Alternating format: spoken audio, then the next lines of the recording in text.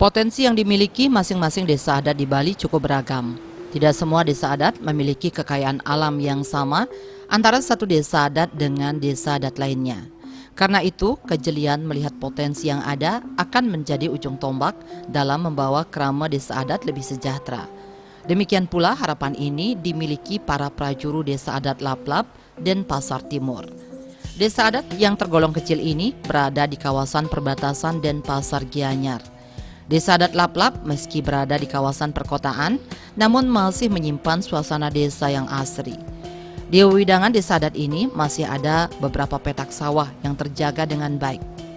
Aktivitas pertanian semakin terasa ketika para petani turun ke sawah untuk mengolah lahannya. Potensi ini dinilai cukup potensial untuk bisa digarap dengan maksimal. Karena itu, tidak salah bila Bendesa Adat Laplap Iwayan Agus Purnawirawan berkeinginan untuk menjadikan desa adat yang dipimpinnya ini mengembangkan potensi yang dimiliki wilayahnya, yakni agrowisata. Hanya saja keinginan tersebut perlu dukungan semua pihak termasuk pemerintah, karena kendala yang dihadapi cukup besar pula, terlebih lahan sawah yang menjadi incaran tersebut bukan menjadi milik krama desa adat setempat, hanya lahan sawahnya saja yang berada di wewidangan desa adat ini. Meski demikian, harapan untuk mewujudkan keinginan itu masih cukup besar. Hal ini tentu sejalan dengan visi Provinsi Bali, yakni Nangun Satkerti Loka Bali, untuk menuju Bali era baru dengan menata secara fundamental dan komprehensif pembangunan Bali yang mencakup 3 aspek utama, yakni alam, krama, dan kebudayaan Bali berdasarkan nilai-nilai Tri Hitakarana yang berakar dari kearifan lokal Satkerti. Jadi rencana Titiang untuk artinya membentuk wisata agropunika tidak ada lain adalah untuk utamanya untuk mempertahankan lahan sawah yang ada di wewidangan Titiang. Wewidangan Titiang yang luasnya tidak sebegitu banyak. Nike dari keberadaan lahan Nike, Titiang punya gagasan untuk membentuk wisata agro untuk mempertahankan pertanian punika. Jadi pengembangannya rencana Titiang untuk berbasis wisata agro punika yaitu dari pengelolaan tanah secara konvensional, terus cara bercocok tanam, baik itu dari padi dan palawijanya. Jadi dengan lahan sawah yang tidak begitu banyak punika, Titiang rencananya untuk dengan cara metekap. Jadi sasaran wisata agro Titiang puniki adalah tamu-tamu dari mancanegara punika. Dan kebetulan posisi desa adat Titiang di sini berdekatan dengan Kabupaten Gianyar yang notabene sudah terkenal dengan pariwisatanya. Jadi lintasan yang dipakai untuk ke Gianyar punika lintasan di wewidangan desa adat Laplap itu. Dari SDM, kebetulan warga Titiang di sini mungkin bisa dikatakan 30-40% terlibat dengan pariwisata.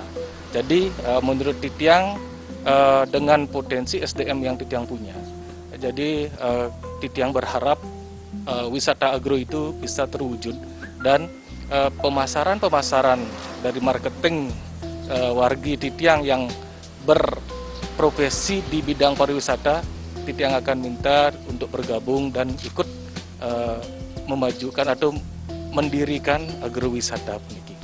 Tujuan untuk dari agrowisata puniki satu, untuk mempertahankan lahan pertanian yang ada di wewidangan Titiang yang tidak sebegitu banyak.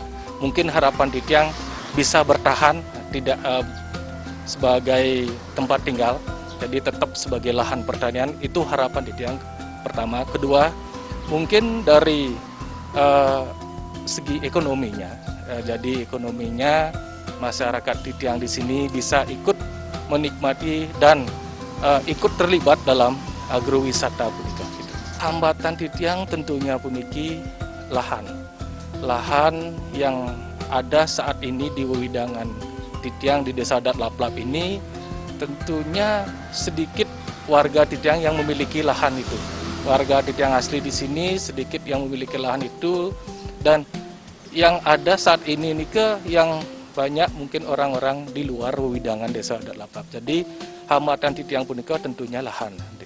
Lahan bagaimana Titiang mengupayakan berkoordinasi dengan pemilik-pemilik dan penggarap sawah yang akan kita pakai punika. Demikian pula dalam mewujudkan baga usaha Padroen Desa Adat Bubda.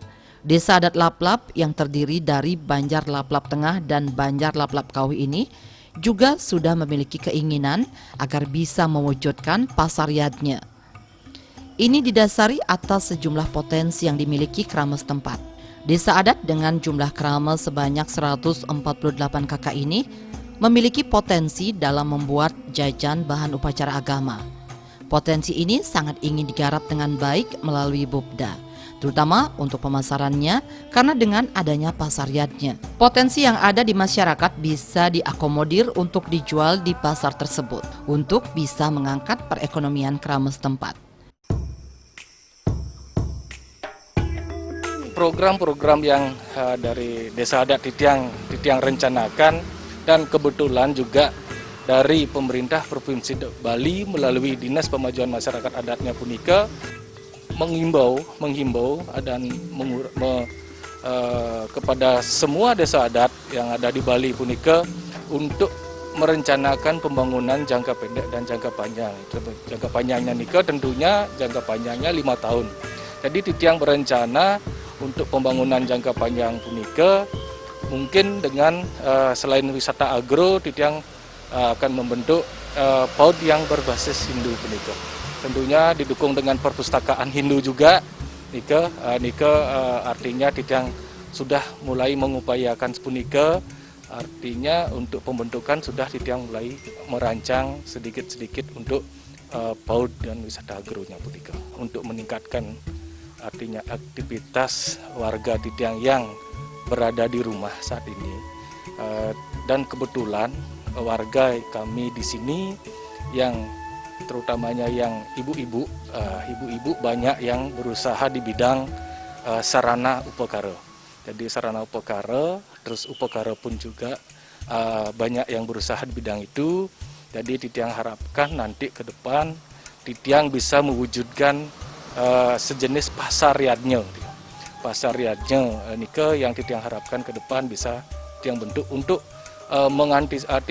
mengakomodir warga-warga Titiang di sini yang berusaha di bidang punika. Tentunya Titiang sangat besar harapan Titiang dari pemerintah Kota Denpasar maupun pemerintah Provinsi Bali dan pihak-pihak yang bisa Titiang ajak kerjasama untuk bisa membantu Titiang mewujudkan utamanya di bidang wisata agro, yang kedua PAUD dan pasariadnya punika.